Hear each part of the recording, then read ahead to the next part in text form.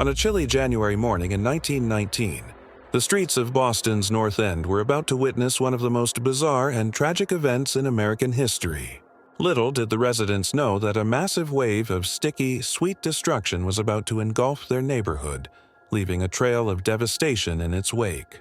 It all began with a colossal tank, standing 50 feet tall and 90 feet in diameter, filled to the brim with 2.3 million gallons of molasses.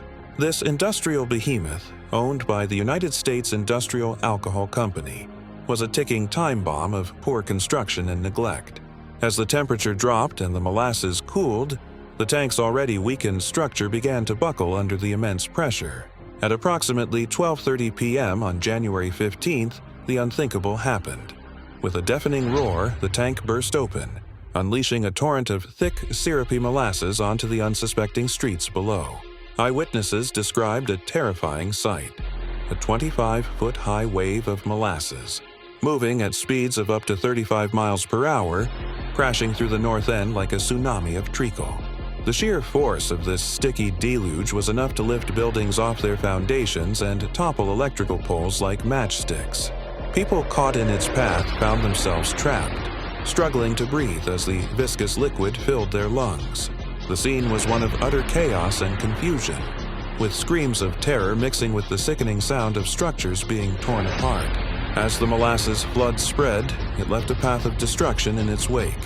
Homes and businesses were reduced to rubble, while vehicles and debris were tossed about like toys in a giant's bathtub. The Boston Elevated Railway's Atlantic Avenue structure was damaged, and a nearby firehouse was knocked off its foundation, trapping 3 firefighters inside.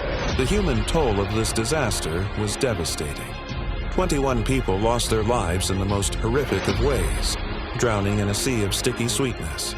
Some victims were found days later, their bodies preserved in the molasses like insects in amber. An additional 150 people were injured, many suffering from broken bones, lacerations, and the psychological trauma of surviving such a surreal catastrophe. In the aftermath of the flood, the cleanup effort was monumental. Workers spent weeks slogging through the streets, using salt water to wash away the molasses and sand to absorb what remained. The task was made even more challenging by the cold weather, which caused the molasses to harden and stick to every surface it touched. It took an estimated 80,000 man-hours of labor to return the North End to some semblance of normalcy. The legal fallout from the disaster was equally massive. A class action lawsuit was filed against the United States Industrial Alcohol Company, leading to a protracted 5-year legal battle. The company tried to deflect blame, even suggesting that anarchists had dynamited the tank. However, the evidence of negligence was overwhelming. Poor construction, inadequate testing, and a blatant disregard for safety concerns all contributed to the tank's failure. In the end, the courts ruled in favor of the victims and their families. The United States Industrial Alcohol Company was ordered to pay a staggering $10 million in damages, equivalent to over $150 million in today's currency. This landmark case set important precedents for corporate responsibility and led to stricter regulations in the construction and maintenance of industrial structures. The Great Boston Molasses Flood of 1919 remains a cautionary tale of the dangers of corporate negligence and the importance of proper engineering and safety standards. It serves as a reminder that even the most seemingly innocuous substances can become deadly when mishandled on an industrial scale. Today, the North End of Boston bears few visible scars from that fateful day over a century ago.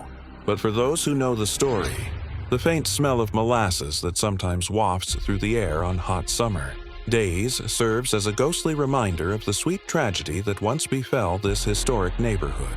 The Great Molasses Flood may sound like something out of a children's storybook, but for the people of Boston's North End, it was all too real. A disaster that forever changed their lives and left an indelible mark on the city's history.